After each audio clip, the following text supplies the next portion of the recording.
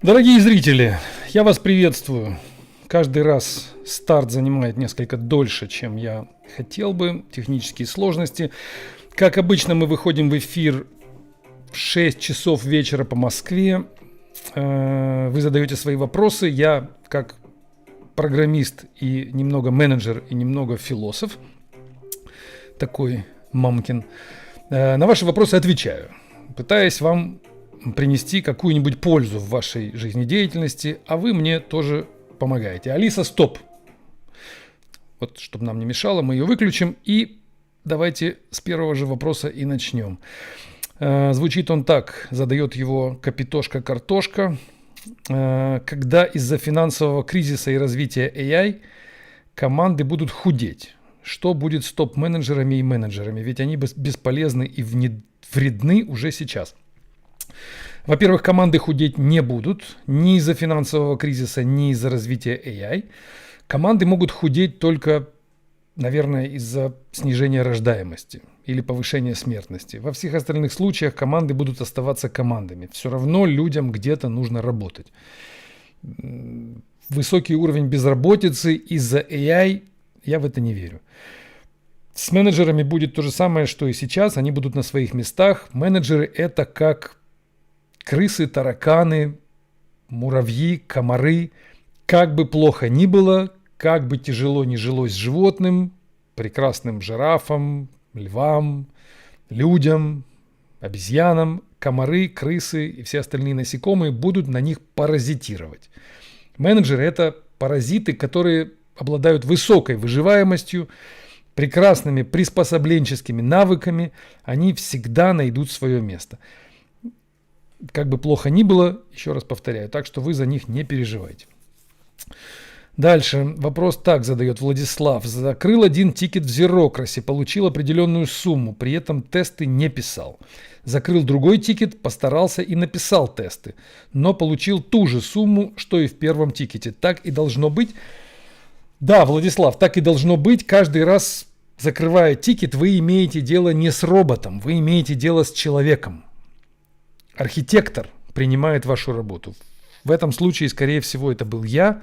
Я посмотрел на первый тикет, в котором не было тестов. Меня это устроило по моим субъективным причинам. Я его закрыл, решив заплатить вам за работу. Фактически закрытие тикета означает оплату труда. Так, по крайней мере, должно быть. В Зерокрасе это конкретно так. В любых других проектах это тоже должно быть так же. Вы, принимая работу, соглашаетесь с ее оплатой. Во втором случае у вас не было теста. Точнее, во втором у вас был тест, в первом у вас не было теста. Это не принципиально. В каждом случае принимается субъективное решение архитектора. Зерокраси лишь наблюдает за тем, что произошло, и в соответствии с решением, принятым архитектором, делает выплату или начисляет поинты. Это вы должны задавать вопрос архитектору. Окей, что так архитектор решает каждый раз. То с тестами ему хорошо, то без тестов ему хорошо. Ну, каждый раз это же человек, он мог пропустить или просто ему показалось, что тесты не нужны. Дальше. Можно ли присылать репозитории на конкурс KaiCode? Да, можно. И, по-моему, наше видео остановилось. Так бывает.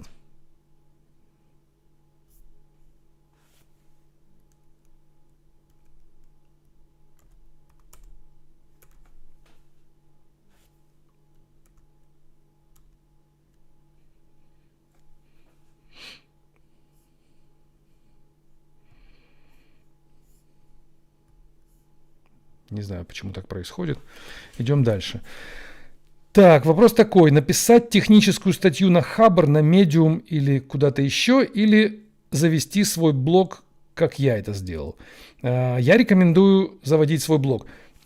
Это даст вам не только аудиторию для чтения ваших работ, но и создаст для вас резюме онлайн. Вы сможете своим блогом закрывать большое количество карьерных вопросов в будущем. Вы сможете показывать блог, делать на него ссылки, на нем публиковать то, что релевантно вашей карьере, ваши, может быть, доклады, выступления, ваши хобби, ваши, может быть, open source проекты и так далее. Имейте свой блог. Мне кажется, любой программист, который видит себя программистом и видит себя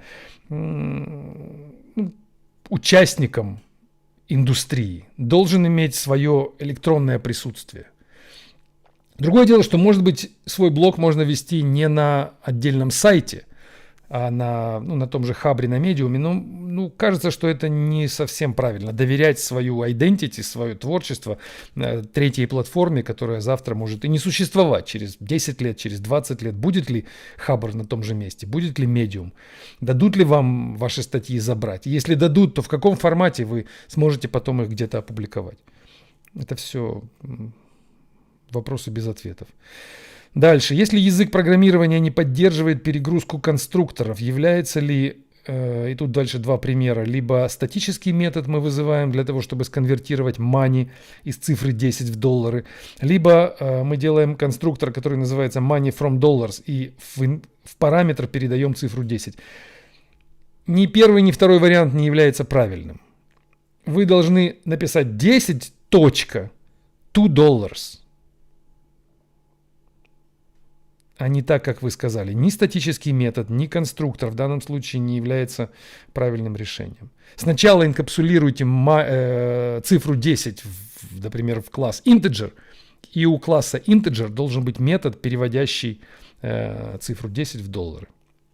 И там уже внутри этого метода будет new dollars и цифра 10. Для тех, кто не в курсе, есть книга у меня Elegant Objects. Погуглите, посмотрите, в которой обсуждаются подобные вопросы. Меня очень интересует объектно-ориентированное программирование уже последние лет 15. И у меня свой взгляд на него. И вот как в частности в данном примере, этот взгляд может отличаться от того, что вам скажут многие программисты. Но, как показывает моя личная практика и опыт, он приносит свои плоды. Такой уникальный и не всегда стандартный взгляд.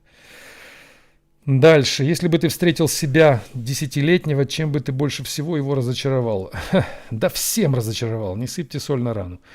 Вот интересно, смотрите, вопросы задаются с 12 часов утра в нашем чате, а эфир мы ведем с 6 вечера. То есть вопросы задаются весь день. Это я к тому, что мы можем вполне себе не дойти до тех вопросов, которые задаются сейчас онлайн. Поэтому я буду проскакивать некоторые вопросы быстро. Извините те, кто их задавал и ждал развернутых ответов. Не всегда получается. Дальше. Если бы ты исчез завтра, по какому твоему качеству люди скучали бы больше всего? Я, честно говоря, не думаю, что по мне бы скучали люди. У меня с таким эгоцентризмом, мне кажется, все плохо. Я не считаю, что есть люди, которые могут скучать конкретно по мне. Не уверен. Ну, может быть, рядом находящиеся люди, может быть, скучали. Да нет. По какому качеству? Но прям-таки мое какое-то качество имеет какое-то влияние на людей. Нет такого ощущения. Дальше. Тут спрашивают про наш процесс работы. Говорится так, вопрос звучит от Константина. У вас создается много тикетов. Каждый новый тикет перед началом работы всегда ревьюется. Или вы иногда берете их в работу без предварительного ревью? Мы всегда делаем сначала анализ тикета и либо принимаем этот баг-репорт в репозитории, либо отклоняем. Если мы его приняли, мы тогда его берем в работу. И так же должно быть у вас. Вы не должны давать возможность всем подряд заносить репорты о дефектах или предложения об улучшениях в бэклог без проверки архитектором. В проекте должен быть ключевой персонаж, я об этом не устаю говорить, такой же важный, как режиссер в кино или как капитан в футбольной команде, который принимает все ключевые решения. И через этого человека должны проходить все тикеты или все баг-репорты, которые попадают в репозиторий. Если он не принимает тикет, если он не согласен с фичер-реквестом или с репортом багов, мы его не фиксим. Мы не работаем с таким тикетом. И исключений быть не может. Нельзя самому себе зарепортить баг и взять этот баг в работу. Что происходит очень часто в многих командах. Вы таким образом выбиваете почву из-под ног архитектора. Он дальше не в состоянии быть ответственным за общий результат.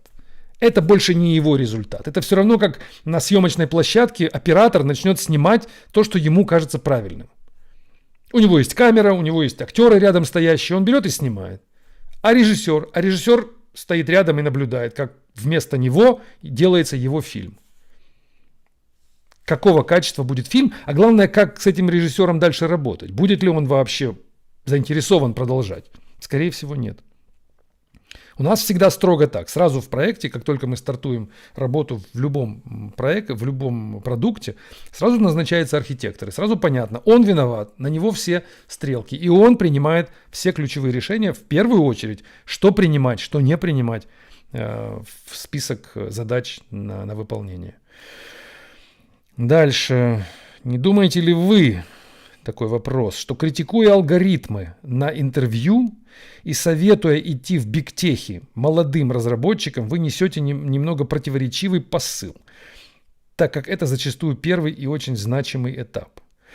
Ну, смотрите, когда я критикую алгоритмы, я обращаюсь к бигтехам. Я говорю, бигтехи, вы действуете неоптимально. Не нужно проверять у людей знания алгоритмов на интервью. Это по ряду причин довольно бесполезное и контрпродуктивное занятие. Если вам нужен программист, который умеет хорошо программировать те же алгоритмы, отправьте его на LeetCode. Отправьте его на CodeForces. И пускай он там заработает себе какой-то определенный уровень репутации в цифре. А потом приглашайте на интервью и требуйте, что мы берем только тех, у кого на LeetCode или на CodeForces уровень такой-то и не ниже. И все. Освободите своих программеров от этой бестолковой работы, проверки алгоритмов. Это изматывает кандидата, это отталкивает кандидата от вашей команды, от вашей компании. Это репутационный негативный эффект и чисто бизнес-эффект. Вы же отвлекаете своих людей. Это если бы я, допустим, работал в команде, в которой была бы такая практика. Тщательная проверка алгоритмических навыков у кандидатов. Меня бы отправляли в комнату, я там должен был целый час проверять алгоритмы. Я бы не делал это. Я бы категорически был против. Я бы придумал любые отмазки, любые бы excuses, которые бы меня от этой бестолковой деятельности могли бы освободить. А теперь мы обращаемся к кодерам. И я им говорю, тут следующий посыл, я им говорю,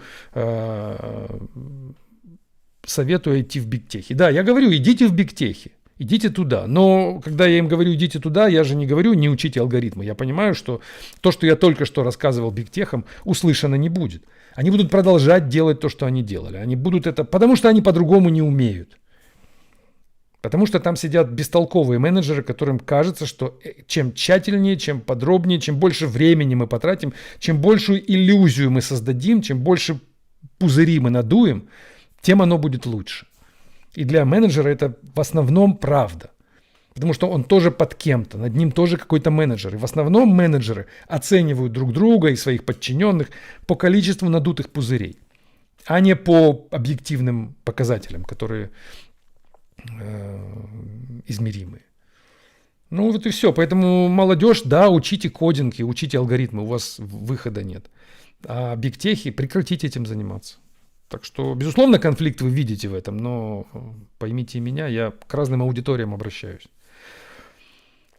Что ты считаешь самым неиспользованным потенциалом на данный момент? Своим причем. Самым большим неиспользованным потенциалом.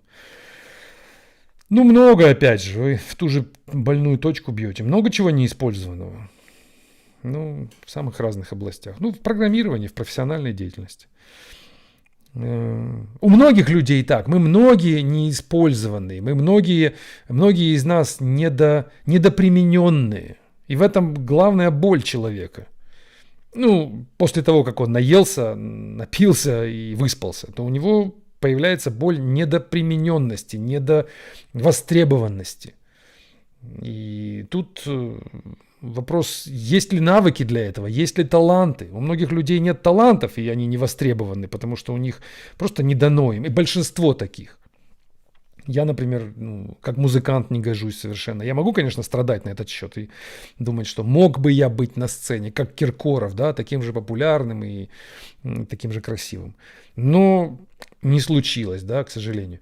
И так по многим вопросам. Но это, конечно, смешно. Но есть вещи, в которых можно было бы допримениться. Да. Но это проблема общества. Это не проблема нас конкретно лично, меня или лично вот задающего вопрос. Нам не находят применения. Опять же, вернусь к своей любимой теме, да, капитализм, социализм. Когда в обществе, когда общество озабочено тем, чтобы в среднем, в общем, весь народ жил хорошо, то появляется, безусловно, уравниловка, появляется, безусловно, усреднение, но появляется и забота о том, чтобы каждый нашел себе применение. И не было, чтобы у людей ощущение недовостребованности. Оно же возникает откуда? От того, что мы видим, как некоторые люди применили себя на полную катушку. Мы смотрим, вот есть, не знаю, Линус Торвальдс, да, который создал свою операционную систему, а я не создал, и вот вы не создали, те, кто задает вопросы. И никто из нас, слушающих этот сейчас эфир, из 100 человек, никто не создал свою такую популярную операционную систему. Значит, мы все лузеры, правильно? Мы все недопримененные. У нас как будто бы были таланты. Мы как будто бы, ну и не дураки, да, и как бы программировать умеем. Все у нас есть, и руки есть, и ноги есть у большинства. Но нам до Линуса Торвальдса как до Луны. Его эффект жизненный, его результаты жизненные настолько затмевают все, что мы можем создать, и я, и вы, что возникает депрессия у человека. Ну, более-менее творческого, более-менее амбициозного. Он думает, ну как же так-то? Вот моя жизнь, я родился, учился, у меня были надежды, у меня были устремления. Но я никакой не Линус Торвальдс и даже не близко. Но это ложная концепция. Потому что это общество дает возможность единицам, одиночкам вырываться так высоко и иметь такие лавры огромные, которых они объективно недостойны. Если посмотреть внимательно на то, что происходило и как, кто такой Линус Торвальдс и сколько он сделал, то вокруг него масса других людей, которые сделали не меньше, а то и больше. Но капиталистический строй выталкивает вперед таких вот звезд, и вокруг них возникает поклонение, вокруг них возникает пиетет общественный. А все остальные в позиции лузеров оказываются, и там будут вечно. А социализм такой, ну, который строили тогда большевики, он говорил, нет никаких Линусов Торвальдсов, это мы создали. Мы, это наше общество, это наш результат, это наш Linux. Не твой лично, а наш. И не дадим мы тебе делать свой лично Linux. Вот не хотим мы, чтобы ты один вырвался вперед так сильно. Потому что это в итоге даст депрессию всем остальным. А мы этого не хотим. Поэтому ты, дорогой, не дадим тебе возможность лично строить операционную систему. Ты сначала пойди в комитет операционных систем, подай заявку, что ты хочешь строить 128-ю операционную систему. Тебе выделят команду, коллектив, ты попадешь в НИИ, исследовательский институт операционных систем, будешь там сидеть вместе со всеми и строить. В итоге она построится, твое имя будет на доске почета среди еще 45 программистов. И люди говорят, да ну что за скукотища, да? Я хочу, у меня амбиции, я хочу сам, я хочу лично. И у кого-то получается, у одного из миллиона. А 999 тысяч остаются в помойной яме самооценки. Хорошо это? Правильно ли это построенное общество, в котором так происходит? Кажется мне, что не так уж это эффективно. Что лучше уравниловка, возможно, там тоже есть свои недостатки, да, но никто не, так сказать, если довести до экстремума, до максимальных вырожденных форм, то, конечно, уравниловка и такой КБ операционных систем звучит тоскливо. Но еще более тоскливо звучит Линус Торвальдс на пьедестале, а все остальные вечно мечтающие о подобном результате. Да простит меня Линус за упоминание его имени так часто. Я его считаю прекрасным, лучшим, одним из лучших программистов в мире. Но я вам рассказал о дисбалансе, который приводит к эмоциональным трудностям у тысяч людей. Дальше вопрос. Гипотетически, если забрать... вот здесь про VPN. Потенциальные штрафы за использование средств туннелирования повлияют ли на ваши просмотры? То есть, короче говоря, если VPN запретят, то как смотреть YouTube, да, и если так сильно запретят, как что оно совсем работать не будет, то нужно будет уезжать. Я думаю, что другого пути нет. И к этому как будто бы идет, но я надеюсь, что это безумие остановится в какой-то момент. И откатится назад, и будет послабление, и все-таки с VPN можно будет работать. Сейчас даже VPN у меня не работает на мобилке. То есть я выхожу в кафе, как я раньше это делал, включаю hotspot, подключаю MacBook к iPhone, включаю VPN, и весь трафик блокируется. Я не могу никуда зайти.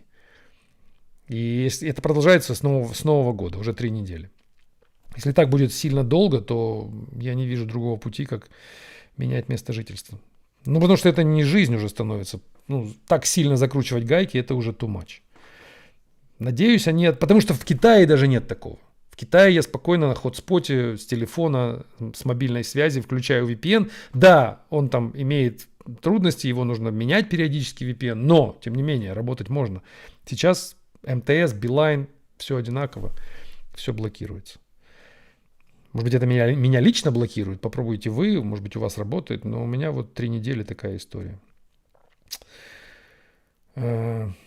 Если забрать у вас Claude-код, то через сколько вы сможете вернуться к своей ежедневной продуктивности? Не смогу вернуться к такой продуктивности, как сейчас. Я сейчас в несколько раз более продуктивен, чем я был до этого без Claude-кода. Так что не забирайте, пожалуйста. Так, чем процесс отличается от потока? Тут меня экзаменуют, я так понял. Как я понимаю, у процесса своя память, свои ресурсы, своя память, а у потока общая память. Вот в этом ключевое различие. Могу ошибаться. Дальше. Если бы ты мог нажать на кнопку и стереть из памяти самый травмирующий опыт, но при этом потерять все уроки, которые он тебе дал, ты бы нажал? Да, с удовольствием. Я бы с удовольствием стирал бы прошлое, убирал бы его, начинал бы заново. Я никакого не испытываю,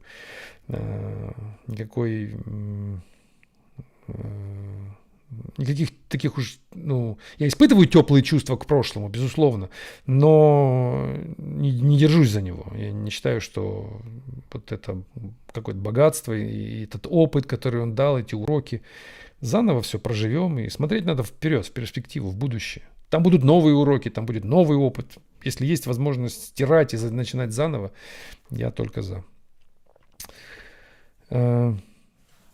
Так, какой стек лучше выбрать для веб-приложения школы вокала, JavaScript или Java? И как к нему присоединить оплату банковской картой? Прекрасный вопрос. К сожалению, я не смогу вам в таком формате, как сейчас, дать развернутый ответ. И дальше вы спрашиваете, можно ли это обсудить в Telegram-сообществе. Думаю, что у нас просто нет для этого Telegram-группы. Если вас интересует объектно-ориентированный подход, то попробуйте прийти в нашу группу, называется она Pain of OOP. Я дам ссылку под видео, и там попробуйте обсудить. Но в целом я думаю, что Java не подходит вам для школы вокала, вам подходит JavaScript, и банковскую карту вы подключите легко через инструкцию от банка. Вам сам банк расскажет, как это делать. Дальше. Какой орган в государстве отвечает за мораль?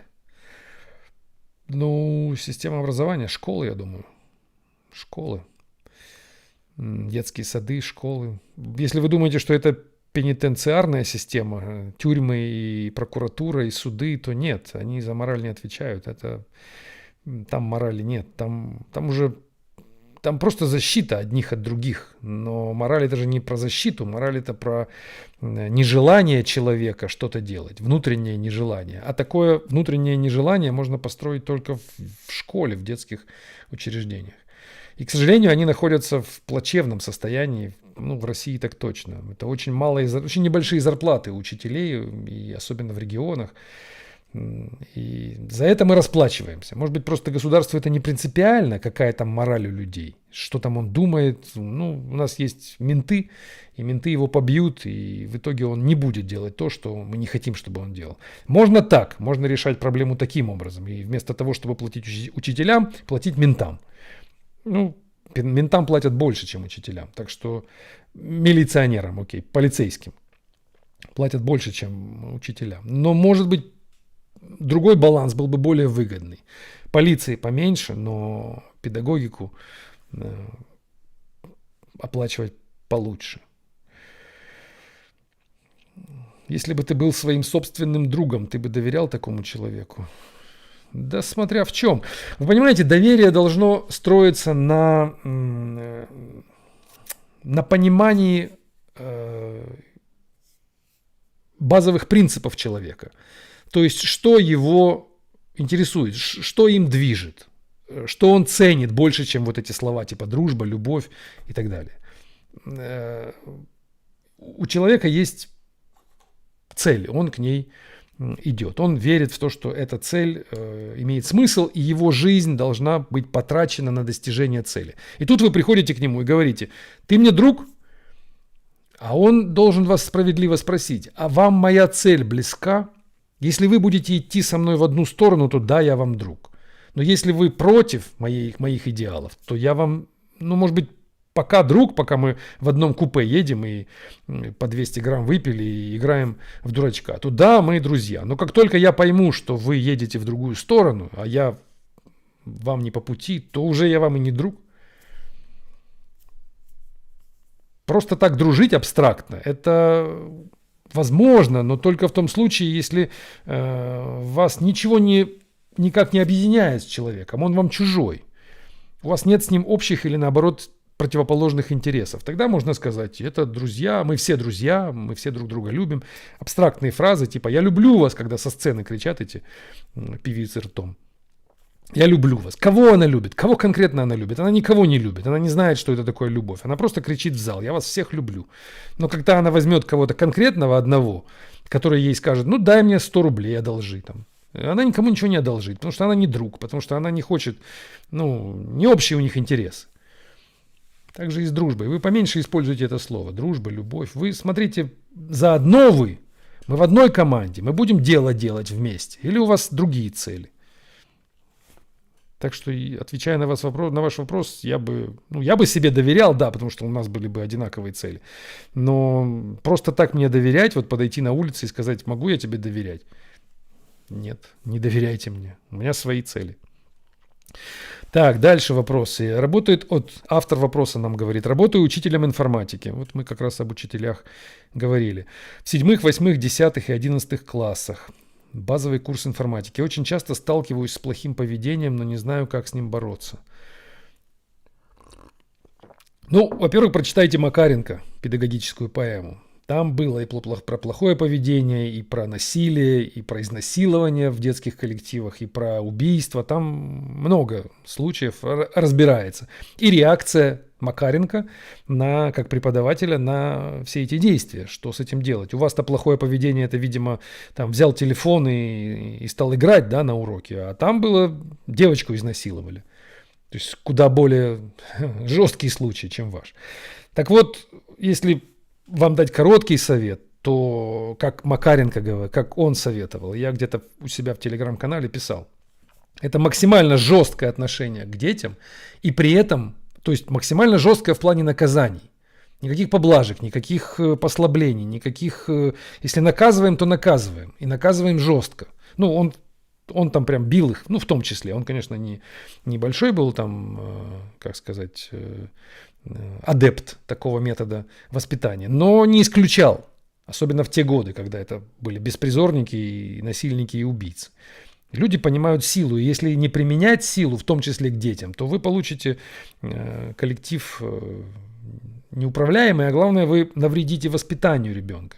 То есть вы должны максимально к нему относиться строго. Но, второй момент, вы должны при этом давать ему полную самостоятельность. То есть доверять ему, то есть уважать его. И говорить, что вот у нас правила такие. Если ты действуешь против правил, то будет жесткое наказание. Но я верю, что ты будешь действовать по правилам, и я даю тебе возможность действовать. Я не буду тебя микроменеджить, я не буду на тебя... ну, например, у вас есть там в классе дети, которые должны выполнять какие-то задания по вашему предмету. Вы им говорите, вот вам 20 минут на выполнение задания. По результатам выполнения, кто не выполнил, будет, например, отчислен или будет выполнять заново, все остальные пойдут домой, а этот будет сидеть и выполнять. Все поняли правила, все поняли правила. И дальше вам не важно, играет он в телефоне, общается он с девочками, мальчиками вокруг, смотрит он в окно. Вы доверяете, что он сам самостоятельно может свои 20 минут распределить. Он взрослый человек перед вами, вы не относитесь к ним как к детям. Вы не делаете поблажки, не делаете... ну, не даете никакую фору им, не снижаете уровень ответственности. И наблюдаете. Проходит 20 минут. Он говорит, я тут бла-бла-бла, не успел. Да ладно вам. А вы говорите, нет, не ладно. Вот ты получаешь наказание, а еще и может быть более сильное наказание, чем я обещал. Тогда он понимает, что, во-первых, его накажут, и, во-вторых, к нему относились не как к ребенку. И вы получите более адекватное поведение. Ну и последнее, что скажу. Вы должны понимать, что это то, на чем погорел Макаренко. Вы должны понимать, что у вас не частная школа, и вы не на необитаемом острове находитесь. Вы внутри системы. И система от вас требует определенных подходов к воспитанию. Очень может быть, что вы находитесь в школе, которая не хочет наказывать детей, которая не хочет их воспитывать, которой все равно, как они воспитаны. И школе нужно просто... чтобы дети были на уроках, чтобы они не разбивали окна и сидели в закрытых помещениях. Все. И если вы начнете свой метод управления и воспитания применять, то через время к вам придет директор школы и скажет, что вы виноваты, вы делаете что-то не так, потому что вы не в системе, вы работаете против общепринятых правил.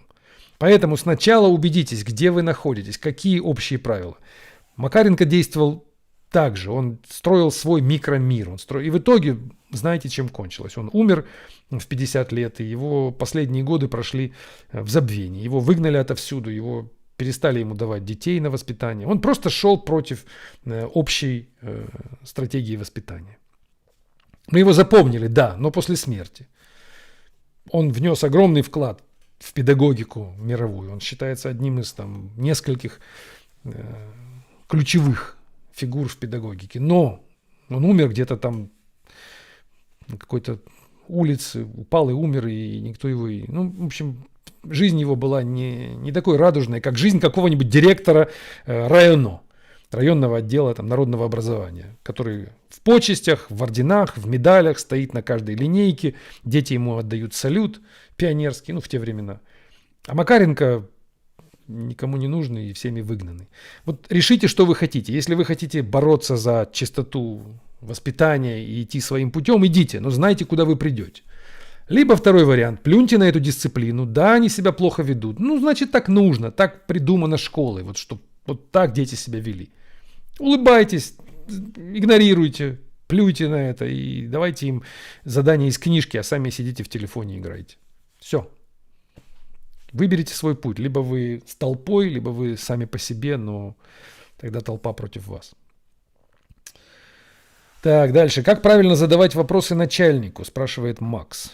А также учителю, коллегам и так далее, чтобы они сразу поняли, дали нужный ответ и не пришлось переспрашивать 100 раз. Есть такая хорошая фраза. Для того, чтобы задать правильный вопрос, нужно знать большую часть ответа. Если у вас нет большей части ответа, то вы будете путаться в процессе задавания вопроса. Делайте так, чтобы оставалось чуть-чуть до полноты знаний. Надеюсь, этот совет помог. Я не знаю, что еще подсказать. Дальше. Какая часть тебя, спрашивает наш зритель, останется неизменной, если у тебя отнимут имя, гражданство, работу и все материальные вещи? Несгибаемая воля.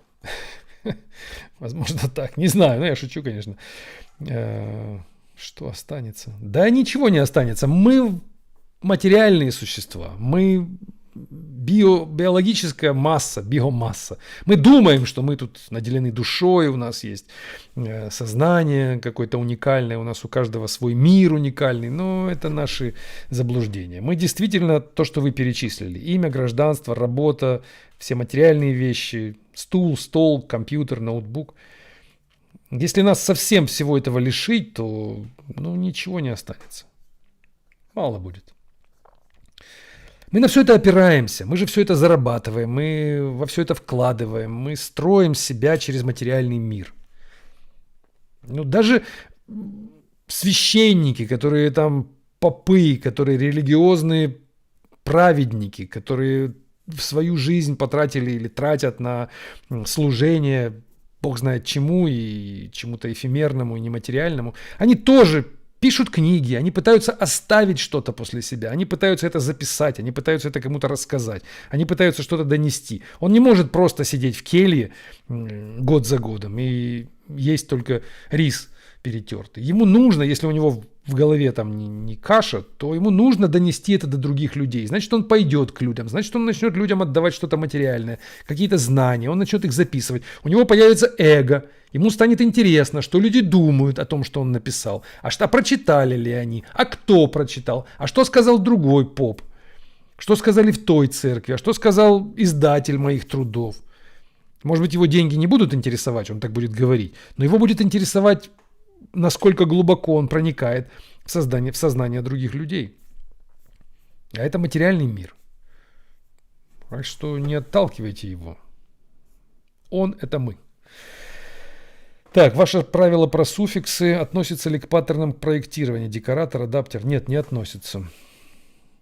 Как измерять продуктивность тимлидов? Если концепция «доход за результат» уже работает для программистов. Мы в прошлый раз обсуждали ровно эту тему. Я говорил, что тимлидов нужно измерять по продуктовым метрикам. Насколько продукт стабильный. Например, availability. Если вы разрабатываете веб-сайт, то ключевой метрикой является его доступность на интервале времени. Заведите себе скрипт, робот или используйте наш. У нас есть продукт, называется Six Nines. Я дам ссылку под видео. Где вы регистрируете свой сайт, и робот его пингует каждую минуту. В итоге выстраивает вам график, на котором видно, в какие моменты времени пинг не дошел. То есть ваш сайт был недоступен, по крайней мере для робота, для этого. И дальше вы можете этот самый availability, который измеряется в процентах, принести к руководителю проекта и сказать: если у вас будет availability выше, чем 98%, то в конце месяца получишь $500.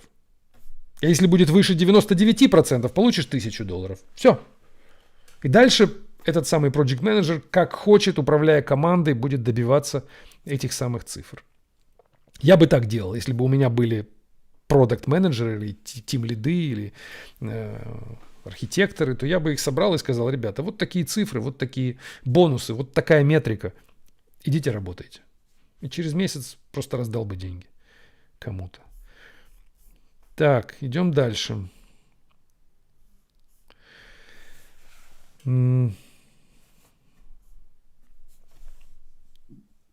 Что хуже?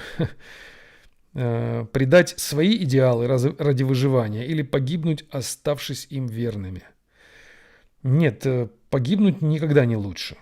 Лучше предать свои идеалы. Что значит предать? У вас есть цель, и вы хотите ее достичь. Это ваш идеал, да? Вы считаете, что вы к этой цели будете идти.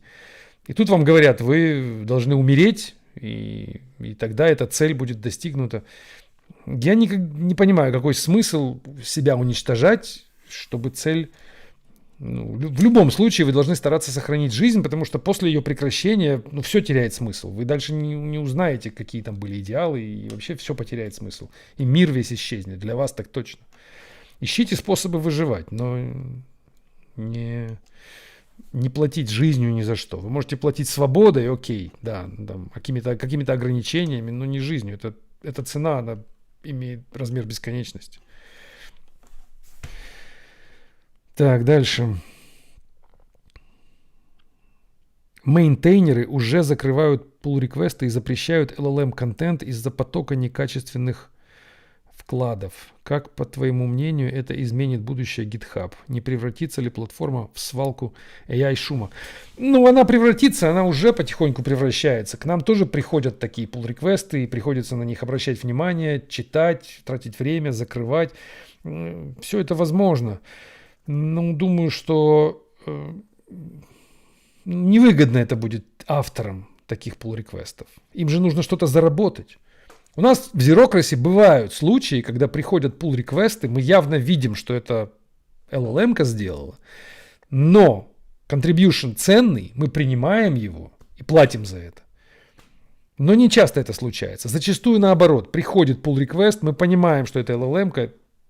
Ну, даже не дело в том, кто написал, а в том, что то, что написано, нам не подходит. Мы отбраковываем.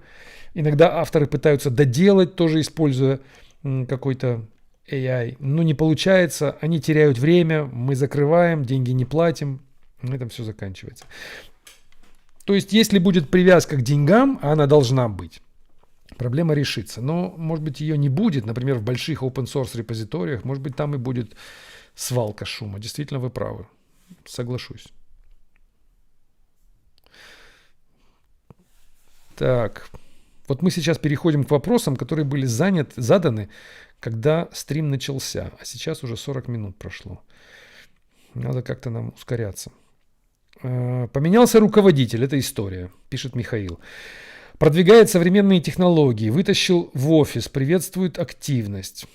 Я рад, работа стала интереснее, но часть команды недовольна и начинает саботировать работу. Как быть? Как быть? А кому как быть? Руководителю или вам? Вам, Михаилу? Или руководителю как быть? Ну, если вы просто часть команды, и часть команды саботирует, так замечательно, для вас это хорошо. Вы же не саботируете, значит, вы сразу становитесь видны, как человек, который не саботирует, и вы выигрываете, вас будут поднимать, руководителю вы будете заметны. Супер. Когда кто-то рядом с вами плохо работает, это для вас прекрасная возможность в любом случае выделиться в хорошем смысле. Вы должны радоваться, что кто-то из соседей, из коллег, находящихся рядом, хуже, чем вы. Что-то у них не получается. Это совершенно разумная, логичная реакция на провалы ваших конкурентов. Ваша победа или ваш промоушен – это всегда в какой-то степени поражение рядом с вами находящихся. Программеров, менеджеров, тех, кто горизонтально с вами на одной линии.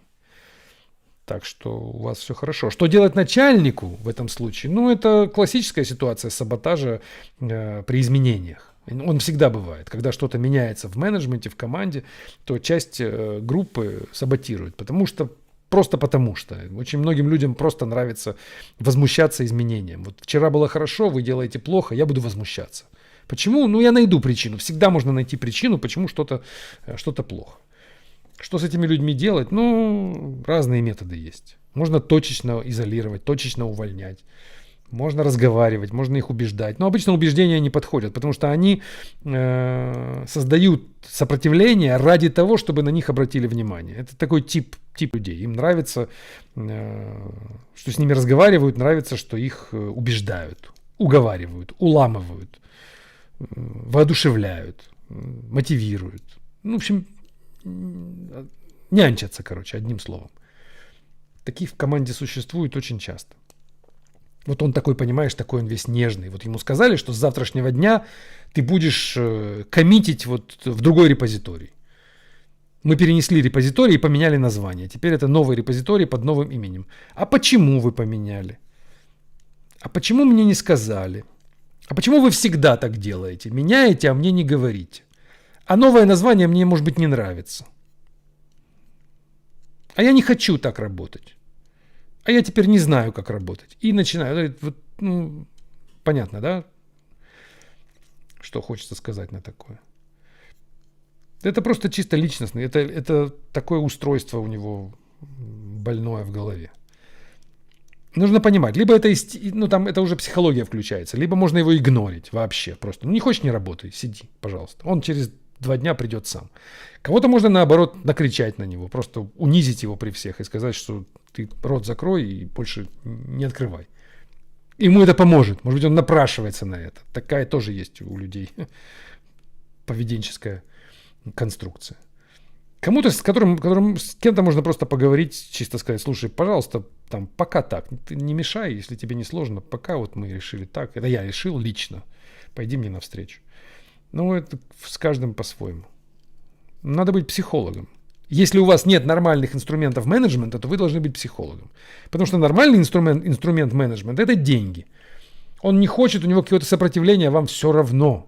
Есть система оплаты труда. Она будет, ему начисляться будут деньги за вклад. Ему не нравится новое название репозитория, он говорит, что он не согласен, он начинает возмущаться. Пока он возмущается, все остальные зарабатывают деньги. Этот возмущался весь день, ничего не сделал, в конце дня ему 0 рублей начислили. Все, он на следующее утро не возмущается. Он полностью согласен со всем. Все, он принял. И в следующий раз, когда такое случится, он даже не начнет возмущаться. Это если у вас в руках нормальные инструменты, работающие инструменты управления людьми. Это деньги.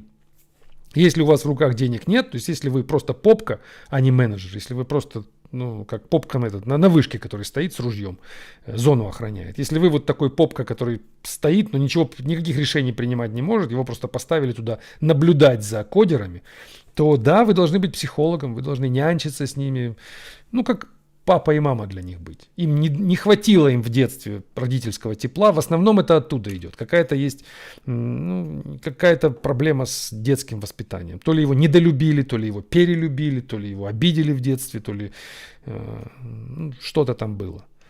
И вы должны заменять родителя. Так, дальше. Такая вам экскурс в психологию. Как, на ваш взгляд, ML и AI повлияет на стриминговые сервисы и музыку в целом? Как люди будут слушать, скажем, ее через 20 лет? Сейчас уже есть сервис, я просто не помню название, я когда-то даже покупал, Mubert, по-моему, в котором включаешь музыку и выбираешь жанр, скорость, бит, и он играет, и вполне качественно. Можно никакие Spotify не использовать, а просто включить, Mubert, по-моему. Он генерирует то, что мне вполне нравилось. Вот вы мне напомнили, я завтра его послушаю. Думаю, что во многом будет что-то такое, да. Будет подстройка под слушателя куда более качественная, чем сейчас. И, может быть, даже и исполнители уйдут. Я вот иногда в Инстаграме натыкаюсь на видеоролики, снятые явно AI. И они мне нравятся. Все больше и больше. Некоторые даже у меня в сохраненных есть. С музыкой. Там музыка, слова, текст. Я понимаю, что это, по большей части работал ИИ. Там, да, конечно, человек участвовал, и, может быть, сами тексты писал, но очень может быть, что и тексты не писал. Но так хорошо и качественно написано, что это лучше, чем там Киркоров, например. Хотя Киркоров прекрасен, безусловно.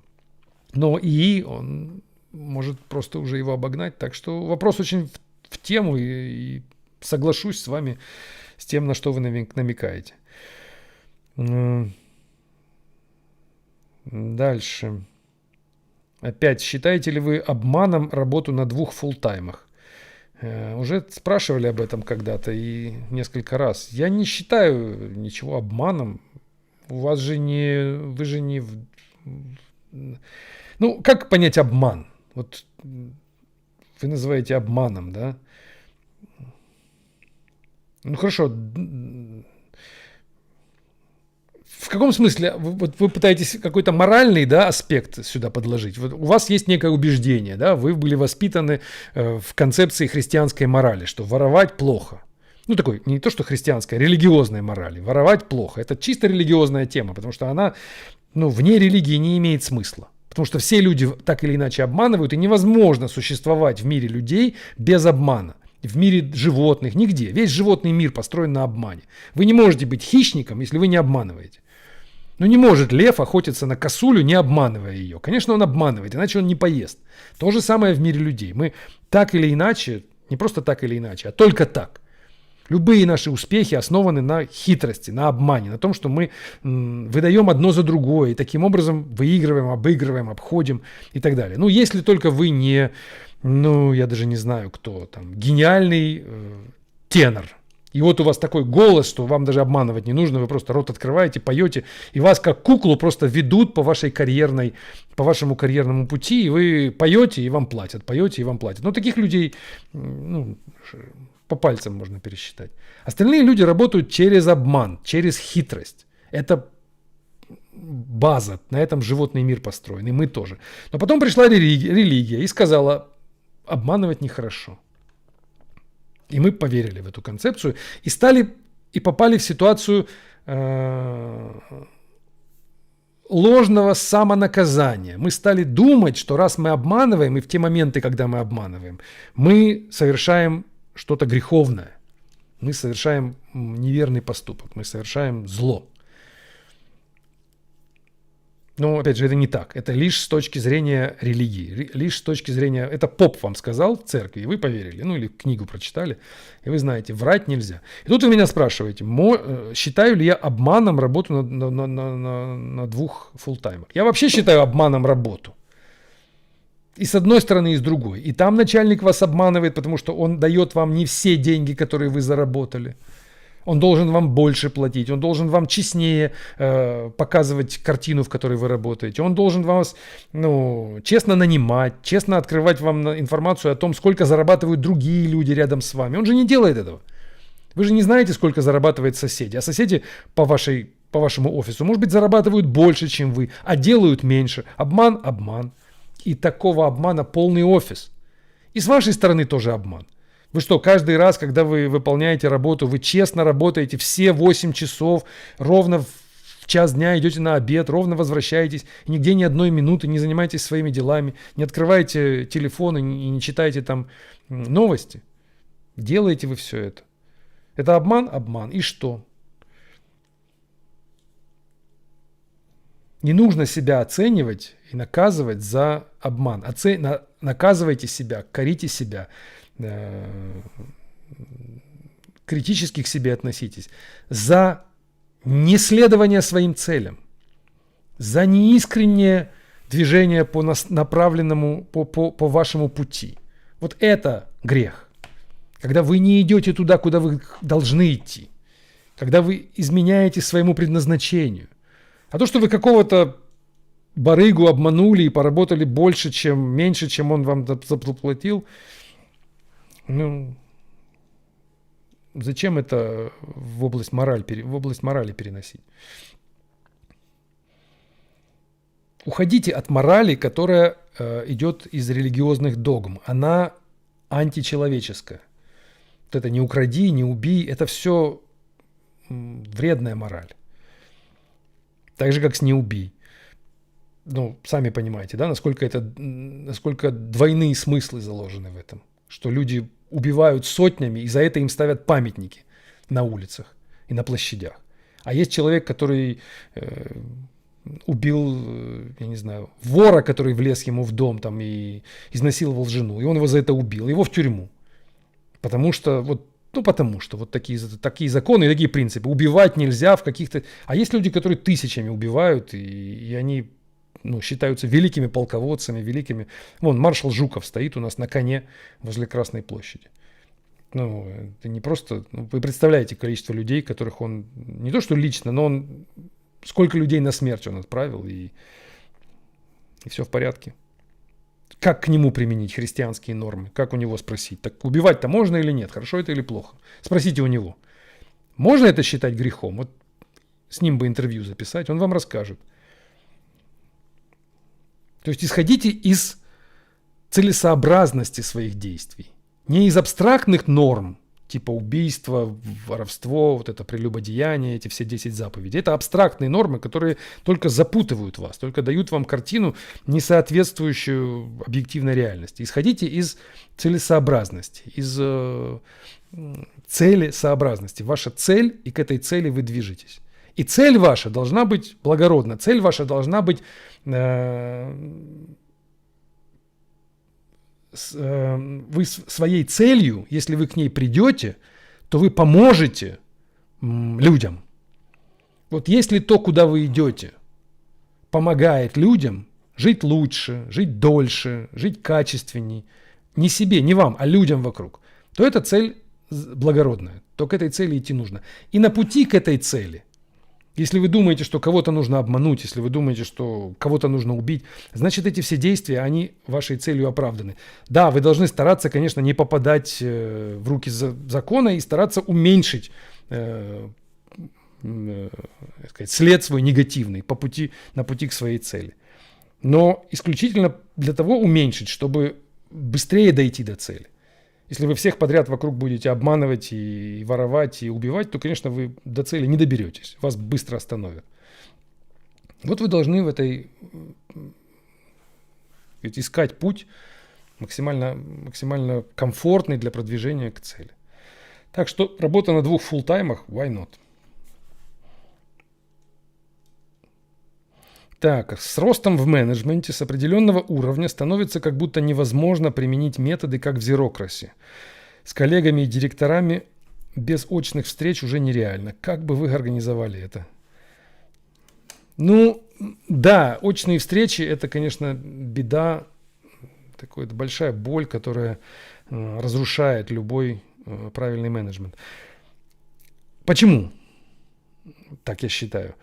На очных встречах, на митингах, на переговорах, на вот этих вот обсуждениях, когда вам что-то непонятно, давайте соберем встречу, давайте сделаем митинг, и я вам расскажу, или мы вам объясним. Вот так бывает у нас в работе, постоянно сталкиваемся с такой картиной. Вот проект, давайте вы в этом проекте поработаете, давайте. Проект об этом, хорошо. Расскажите нам или дайте информацию, что нам нужно делать. Давайте встретимся, и мы там вам расскажем. Мы говорим, ну вы можете написать это в документе, о чем там, что там происходит, что нужно сделать. Сформулируйте задачи текстом. Да зачем? Давайте встретимся. Мы же face-to-face же удобнее. Мы вам все расскажем. Вот мы сидим, вот вы сидите. И мы на пальцах, как обезьянки, передадим вам эти сокровенные знания. И вы с ними уйдете.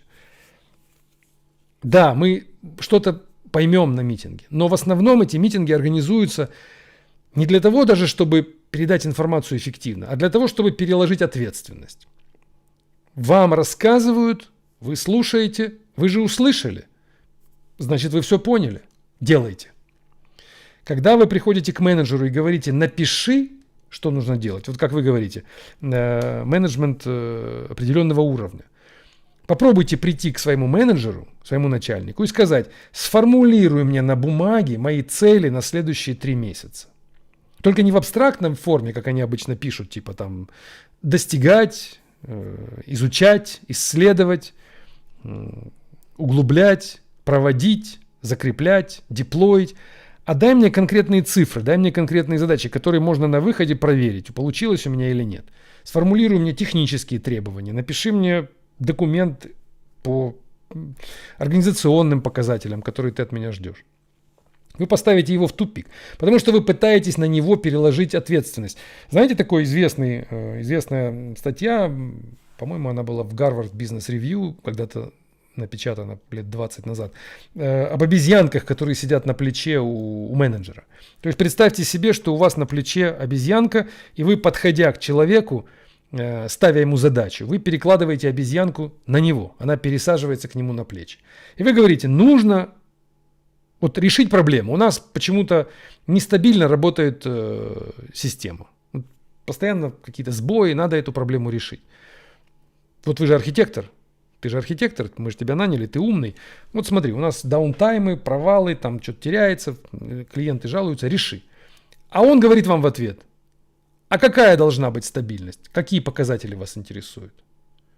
То есть он обратно вам перекладывает обезьянку. Теперь это опять ваша проблема. Вы должны подумать и сформулировать почетче. Не просто иди реши, а сказать, вчера была такая-то availability 97.3, а мне нужно 98. Но для того, чтобы вы так сформулировали, вы должны взять на себя ответственность за эти цифры. То есть вы должны подписаться под цифрой 98. И если эта цифра, например, окажется ниже, чем нужно, а завтра придет какой-то еще более вышестоящий менеджер и начнет кричать на всех, то архитектор скажет, а мне поставили задачу 98, я 98 сделал, мне за это заплатили, еще и бонус дали. То есть это ошибка вот того, кто решил, что нужно 98, а он же боится в эту ситуацию попасть. Поэтому он возвращает вам обезьянку обратно и говорит: слушай, ты архитектор, ты грамотный, сам сформулируй правильные цифры и сделай. Все, я тебе доверяю, он еще так говорит. Такой есть посыл от таких хитрых и безграмотных менеджеров. Я вам доверяю. Сделайте сами, вы же специалисты, я доверяю вам полностью. А тот опять говорит: слушай, не надо мне доверять, ты вот подумай, как менеджер, своей головой. Может быть, экспертов можешь нанять. И в итоге дай мне цифру, на которую я буду работать. Потому что иначе ты придешь ко мне через месяц и скажешь: нестабильно все работает. А я скажу: стабильно. А ты скажешь: нестабильно. И не спорь со мной. Молчать. Ты дурак, а я начальник. Вот чтобы не было такой формулы, мы обратно пересаживаем обезьянку. И опять снова ему говорим: сформулируй нам. И кто в итоге останется с обезьянкой, тот и дурак. То есть на кого в итоге ее пересадят, тот и проиграл. И ваша задача постоянно отбрасывать ее назад. Так вот, митинг – это лучший инструмент для пересаживания обезьянки на вас. Для этого собираются митинги. Чтобы рассказать вам что-то такое, что-то руками поводить, потратить 2 часа времени, и чтобы вы ушли с митинга, и можно было бы сказать: а теперь они все знают, мы им все рассказали. А если что-то непонятно, они опять к нам придут. Вы опять к ним придете, они опять что-то поводят руками и опять на вас все передадут. Но в итоге вы будете виноваты. Когда что-то будет не работать, вам скажут: мы же вам все рассказали, вы же слышали, вы же слушали, вы же согласились, что эту задачу нужно делать. Поэтому вам совет мой. На всех митингах слушайте, что вы не можете избежать митингов, вам все равно вас туда втащат, ваш менеджмент туда вас вовлечет. Слушайте, кивайте, но ни с чем не соглашайтесь, ничего не подтверждайте, ничего не подписывайте, как у следователя на допросе. Слушаю, киваю, все очень интересно, вы такой замечательный оратор, вы так интересно рассказываете. Вам говорят: ну что, вы поняли, вы сделаете? А вы должны говорить: вы интересно рассказали, давайте это запишем, например, в тикет сформулируем или readme файл сделаем. И уже на основании того, что там будет записано, я, исходя из этих требований записанных, буду делать. Они вам опять: слушайте, не надо вот это писанина, я же вам все рассказал только что, все же должно быть понятно. Вот сюда, это зайдет сюда, сюда мы подключим веб-сервис, сюда мы базу данных, вот так оно все запустится, понятно? И вы опять: интересно очень, но нужно записать. Я так на слух не очень воспринимаю. Они начнут злиться в итоге, они будут понимать, что вы упертый какой-то, странный, вы такой немножко stubborn, короче, по-английски. Но вы все равно выиграете в этом случае. Это ваша задача на любом митинге. Сопротивляться перекладыванию на вас ответственности. А ответственность переходит в тот момент, когда вы скажете: я понял. Вот когда вы скажете: я понял, или я пошел делать, я услышал, что вы сказали, я понимаю вашу задачу, все, вы проиграли. Вы должны понимать задачу только в документе. Потому что в документе нельзя будет размыть в итоге процесс приемки. Это вот мое вам суммарное мнение про митинги. Так, этот вопрос пропустим. Как вы обычно проводите вечер пятницы после эфиров? Я иду в ресторан тут недалеко, на соседнем переулке, и ем стейк. Вот так вот. Это у меня такой, расскажу вам, это у меня такое хобби последние нескольких месяцев готовить стейки. У меня ничего не получается дома. Я испортил, не знаю, 2 десятка стейков.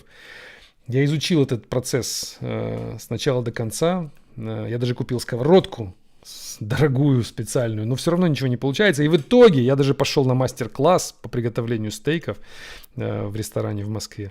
И там у меня получился шикарный стейк. У меня у самого, мне дали сковородку, показали, как делать. В итоге я понял, в чем проблема. У меня дома слабая плита индукционная. То есть сковородка разогревается недостаточно сильно. И при недостаточно сильно разогретой сковородке стейк не получается. Вот такой мой опыт последних 3 месяцев. Такое у меня хобби. Я даже думаю, что, может быть, я, когда выйду на пенсию, буду какой-нибудь фудблогинг вести, и там буду показывать, как готовить. Я столько посмотрел видео про стейки. Все изучил, всю тематику, но в конце понял, в чем дело. Так, такое вам отступление. Читал ли я книгу «Антихрупкость»? Нет, но запишу. Не знаю даже такой, может быть, вы по-английски, я, может быть, название не знаю. Антихрупкость. Запишу, почитаю. Так, любили ли бы вы сына, если бы он писал на PHP? Нет, ни в коем случае, я бы от него отказался. Как насчет вступить в партию коммунистов? Ну, в какую? Партию Зюганова? Где эта партия коммунистов? Это же фейк. Это же не партия, не коммунистов. Это так просто карманная партия власти. А так, если бы была настоящая партия, но если настоящая была бы партия, она бы в тюрьме сидела, потому что она не может быть на свободе. Коммунисты, они же предлагают свергать власть в первую очередь, то есть они пытаются, единственный способ достучаться, вы же знаете, да, в ворота дворцов, только прикладами винтовок. Если вы хотите строить коммунизм, вы должны брать в руки оружие и стрелять в людей. По-другому не будет. Вы не построите коммунизм в парламентском режиме. Вы не можете выступать выступать в парламенте и призывать людей отказаться от своего имущества. И призывать олигархов и тех, кто правит парламентом, отдать свои заводы, земли народу. Вы можете призывать, конечно, если это в режиме будет такого театрального шоу, это будет все под контролем, то да, вам дадут возможность что-то такое говорить. Но как только это дойдет до чего-то более-менее серьезного, до первых же каких-то реальных шагов, вы будете дальше призывать в тюрьме, это в лучшем случае, а то вас просто ликвидируют. Так что коммунизм не может быть... я так, чисто теоретик коммунизма, я не могу призывать к нему, это не имеет смысла. Пока не взял в руки оружие, а я не собираюсь брать в руки оружие. Я могу вам вот так рассказать, просто сравнить капитализм, коммунизм, чтобы вы понимали, что происходит. Но реального коммунизма не достичь без кровопролития. Так. Дальше. У нас еще пару минут. Вы простите, я все не смогу ответить. Так.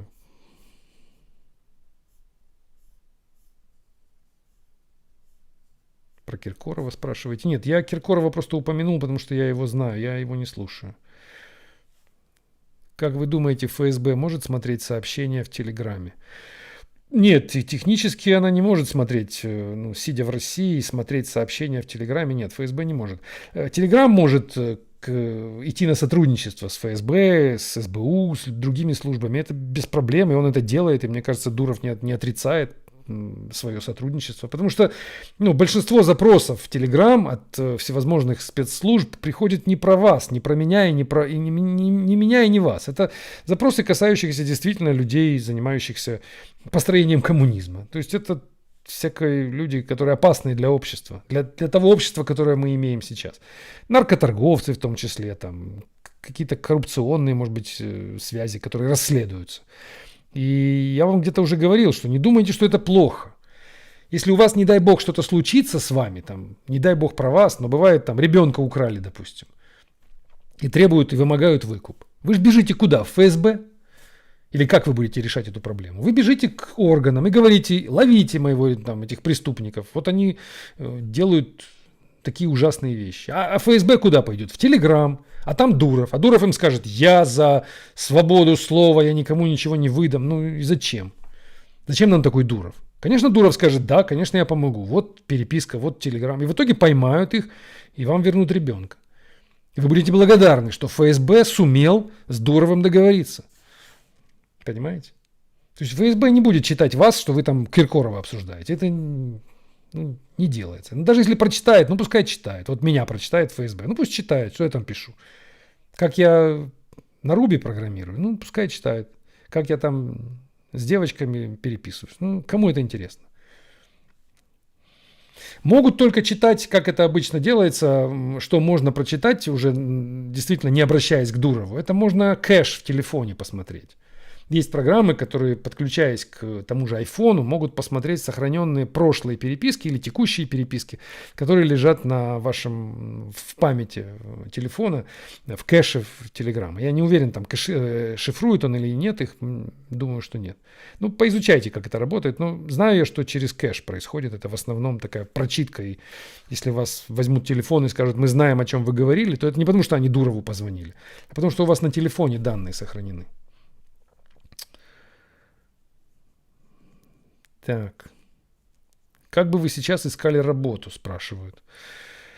А я бы так же, как и обычно, я бы делал что-то. Я вам советовал это много раз. Не ищите работу, сделайте так, чтобы работа искала вас. Пока вы ищете работу, вы в плохой позиции, вы теряете время. Вместо того, чтобы тратить свое время на поиск работы, идите на LeetCode и зарабатывайте там себе репутационные очки. Когда вы будете в топ-100 программистов России, работа найдет вас. А вы сидите и свое резюме рассылаете, ходите на эти интервью, тратите там часы времени, готовитесь к интервью. Это все потеря времени, не занимайтесь этой ерундой. Сделайте так, чтобы они за вами охотились.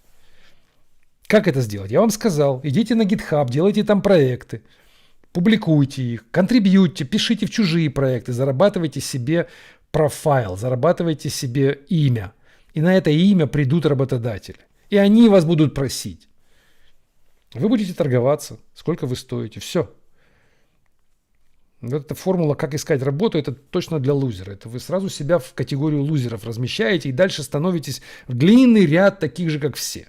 Все хотят искать работу, вы не один, всем нужна работа, все ноют и ноют, дайте мне работу, я буду работать, ходить в офис, сидеть там и кнопки нажимать. Таких, как вы, 100 приходят в день. И чего? Почему вас должны выбрать?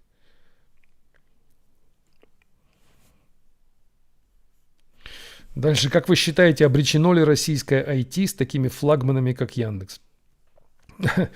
Да нет, Яндекс неплохая компания, я думаю, одна из лучших, и они стараются. Просто экосистема такая вокруг существующего Яндекса и всех наших бигтехов, что она, во-первых, недостаточно денег в экономике, их мало, их значительно меньше, чем в американской экономике. Мало людей просто, жителей страны. В Америке их тоже там всего лишь в 2 раза больше, чем у нас. Не только Яндекс прям виноват. Яндекс во многих вещах молодцы. Они делают продукты. Другое дело, что R&D у них не такое, конечно, мощное, как у, я не знаю, у кого мощное, у Microsoft, например. Но надо же понимать калибр, кто Яндекс, кто Microsoft. Просто рынки разные, время в какой момент стартовало развитие разное. И, не знаю. Так я не в претензии к Яндексу, мне кажется, они молодцы. Но то, что они делают на рынке локально, они молодцы. Без него было бы точно хуже, значительно. Если бы Яндекса не было в российском рынке, то было бы хуже. А он есть. Другое дело, да, мог бы ли он быть лучше? Есть ли у них недостатки? Я, например, знаю, что они проводят очень длинные, 6-часовые собеседования при приеме на работу. Мне это рассказывали люди, которые к ним проходили собеседование. За это я их не лайкаю. Это, мне кажется, неправильно. Тут, я уже объяснил, почему сегодня же, что это признак такого неоптимального рекрутмента. Так, дальше. Как вы принимаете сложные жизненные решения? Используете ли какой-нибудь алгоритм для этого? Вы знаете, я использую ChatGPT все чаще в последнее время. Для даже жизненных решений. Даже куда потратить деньги, что купить, как решить вопросы маркетинга, вопросы развития, даже личностного развития. Я иногда с ним разговариваю как с психологом. И говорю, я думаю об этом, и мне почему-то мешает моя такая эмоция. Из-за нее я плохо себя чувствую, у меня какая-то дисгармония. Подскажи. И он молодец. И у него очень неплохо получается мне подсказывать. Думаю, что я так и буду продолжать принимать важные решения через искусственный интеллект. Так, дальше. Руководитель сказал, что уволят, если я использую ИИ. Это правильно. Но нужно скрывать, конечно, да. Нужно скрывать, прятаться и... это какое-то время. Это будет какое-то время. Такое давление со стороны руководства. Потом они примут это. У них пройдет, эти 5 фаз, да, сначала гнев, потом торговля, потом принятие, в конце будет принятие. То же самое будет с руководителями. Если не Россия, то куда переехали бы? В Америку, в Калифорнию. Другого нет варианта, я вам много раз говорил. Либо Россия, жить в России очень хорошо, по крайней мере пока. Я наблюдаю некоторое снижение качества жизни в Москве и в России, как будто бы немножко настораживает. Но в сравнении с Америкой пока это все равно значительно лучше и значительно качественнее жизнь в России, чем американская жизнь. Но если убрать качество жизни и оставить только качество работы, качество творчества, качество карьерного роста, то, конечно, Америка номер один. Так, дальше. Рассматривали ли вы возможность вернуться в Украину в будущем и работать? Да, с удовольствием. С удовольствием. Ну, Украина, она... Если бы в Украине был хотя бы такой строй или такой менеджмент, как в России сейчас, то это были бы шикарные города. Одесса, Киев, ну, Харьков. Это города, которые дадут фору всяким там Нижним Новгородом, Казань. Но это значительно они лучше, они южнее, они красивые. Они... Ну, я люблю Украину больше, чем... Кстати, территорию Украины люблю куда больше, чем территорию России. Я бы с удовольствием жил бы в Украине. Но там режим стал меняться, ну, начиная где-то с 2004-2005 года. Вот с первой революции, когда случилось, когда Ющенко там собирал Майдан первый. Вот после этого произошли изменения, и дальше они уже шли все хуже становилось. Именно национализм стал появляться, и он в итоге дошел до каких-то, ну, просто уродливых форм, и жить стало плохо. Я оттуда уехал в 2017. Вот в 2017 еще было, в Одессе было еще окей. На территории Украины более западной, там уже был центральный, там уже был кошмар. Ну, то есть кошмар в том смысле, что люди ведут себя как под оккупацией реальной. Они разговаривают на неродном языке. Вот меня это больше всего раздражало и возмущало. Как будто туда вермахт вошел. И все стали говорить на немецком. И ты спрашиваешь: слушай, ну ты же вчера разговаривал на русском, а он тебе на немецком отвечает.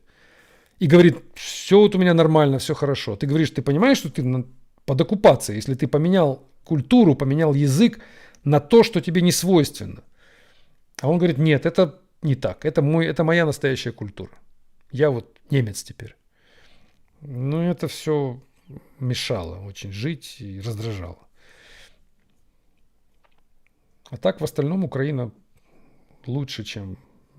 могла бы быть лучше, чем Россия. В силу своих природных характеристик и девчонки там более красивые. Так мне кажется. Так, дальше. Так, использую в работе Claude, но никогда не демонстрирую на созвонах. То, что я его использую. Ну, правильно. Все, мы подошли к концу. Привет от одессита мне пишут. Привет, ребята. Ну, надеюсь, что все это в итоге будет одна единая территория, что прекратится эта дичь, которая происходит уже 4-й год, и все это будет одна территория. Будет она называться Россия, будет она называться единая там СССР 2.0, будет она называться, не знаю, российско-украинская держава, как угодно. Ну, людям-то будет лучше жить. Ну вот сейчас то, что происходит в Украине, совсем плохо с этим электричеством, с отоплением, там холодно, голодно, ну, ужас. Но я как свидетель этого, я вам говорю, это событие не последнего года, это событие не последних лет. Это длинная такая динамика, развивающаяся, начиная с первого Майдана, когда произошел разворот на национализм.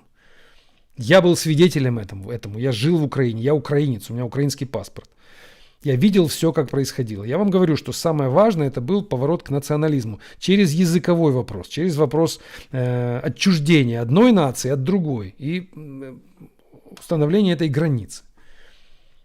И то, что вам по телевизору говорят вот в России, то вам многое не договаривают и показывают не всегда объективно. То есть российская пропаганда, которая антиукраинская, она плохо работает, на мой взгляд. Она просто она показывает Украину как, или украинскую власть современную,